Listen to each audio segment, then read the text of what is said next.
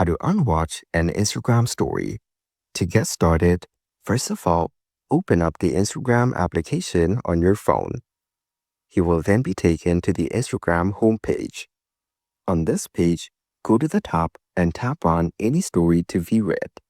Here, you can view the story as well as react to it or even send a message.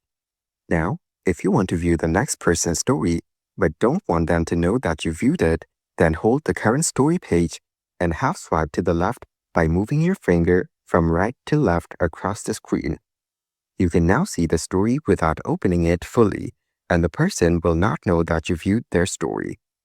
Another way to do this is by refreshing the home page once so that the stories can load. Then, open your control center and turn your Wi-Fi or data off.